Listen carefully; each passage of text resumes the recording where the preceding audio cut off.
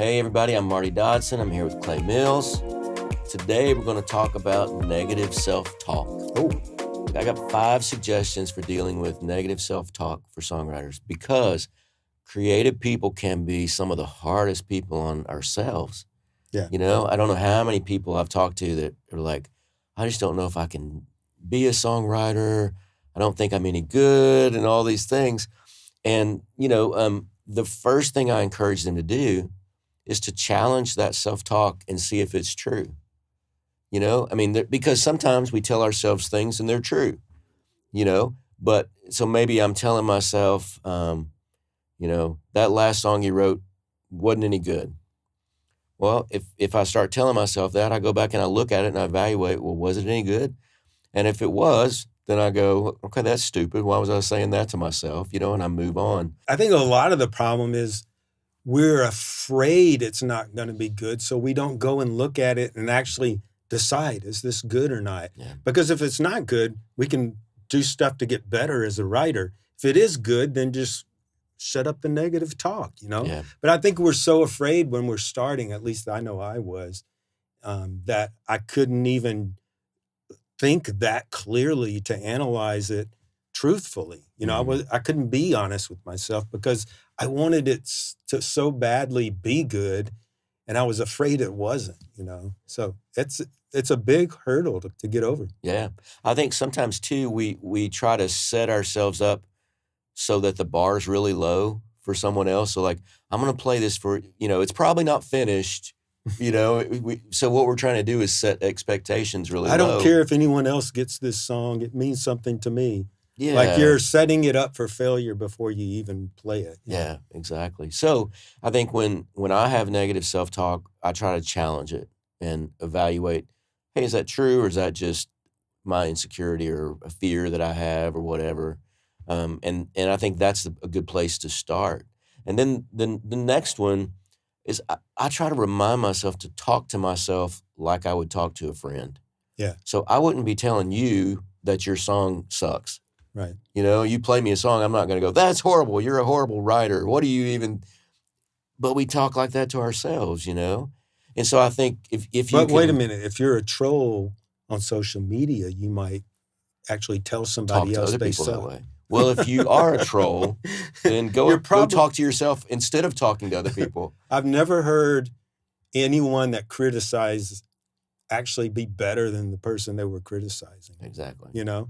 So I think if we can remind ourselves from time to time, like, would I talk that way to someone else? Yeah. And that can kind of just get your brain out of that cycle of like, man, I'm being really hard on myself, harder than I would be on a friend if they came to me with the same concern, Do unto me as I would do unto others. I think you've come up with the reverse golden rule or something. I don't know. The reverse golden rule. We'll have to But it evaluate works. That is true. And I think another thing you can do is to give that voice a name. So like call it Margaret. So you're hearing this negative self-talk, you can just go, shut up, Margaret. What are you doing? And really have a conversation with that voice. And I was talking to somebody about this the other day, and they were like, I do that. I gave her a name, and we get into arguments about it. But she said, like, when I'm done, I'm like, I really showed Margaret, didn't I? And I think just kind of not making fun of that part of yourself, but putting it into a fun context of like, hey, Margaret is a voice that's not helpful to me. And I heard an interview, I think it was Pavarotti. He was talking about how before he performs, he'll often start getting nervous and get a bit of stage fright and self-doubt. And he goes, wait a minute. He goes, that's little me talking. Big me is going to go out and perform. So he kind of did that. He was like, no, that's little me. We're not going to pay attention to you because you're not going to have anything good for me. Yeah. And big me is going to go out and perform. I think it was something like that, to that effect. I don't remember all the details, but I'm sure somebody that's seen that interview will correct me. We need to get Pavarotti on the podcast, talk about that. Yeah. Yeah. All right, the next thing is to just be sure you're taking care of yourself. I found that for me, if I'm if I get up in the morning, I go for my long walk, I fix a good cup of coffee, eat a decent breakfast, then I'm in a good headspace when I start to write. And I think a lot of times we get this negative self-talk because we're just not in a good headspace overall. So making sure that you are taking care of yourself, mentally, physically, emotionally, all those things can get you in a better headspace to not have some of that negative self-talk. When I was first starting out in my 20s, I was working all day at a job, and then I had a studio in my house, so I was doing music clients all night.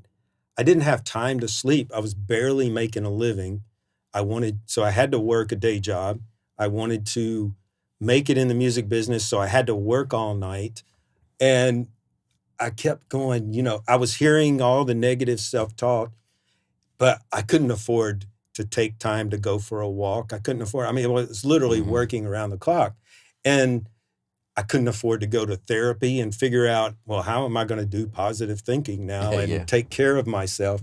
So somebody told me, he was like, man, you just got to put blinders on and focus on what you're trying to accomplish. And so that allowed me many years where I didn't have to listen to that negative self-talk. It was still there. And over time, I had to learn to deal with it. But if you're in a place where you can't deal with it, imagine you have blinders on like a horse that's, going down the streets of New York City. You have blinders on and all that other stuff, all that other noise is out here, and you're just focused on what you got to get done, And I think that helped me get through to a point where I was able to learn to take care of myself. Because I think sometimes you can tell someone, people were telling me, take care of yourself, but I just didn't feel like I was in a position to do that at that time. Yeah. Yeah, and in those times, sometimes it's just little things. Yeah. Maybe it is just fixing yourself a cup of coffee that makes you happy in the morning, or a lemon cream donut. A lemon cream donut. Yes. A yogurt parfait, maybe. But a caramel latte. That would be great, yeah. But, figuring out what you can do to take care of yourself, however much time you have to do that. Yeah. And I know if you have little kids, I had 3 kids, so there were times when I'm trying to write, do some part-time jobs, and take care of my 3 kids, and you just have to do what you can do. The last one, number 5 on my list, is ask what you can change to challenge those voices. So if your voice is saying you're no good, then take action to be better, and almost as a way of like, I'll show you kind of thing. I had some publishers in the beginning of my career that did not believe in me. And I turned that into inspiration. Yeah. So that I'm going to show you, I'm going to show you that I can succeed at this.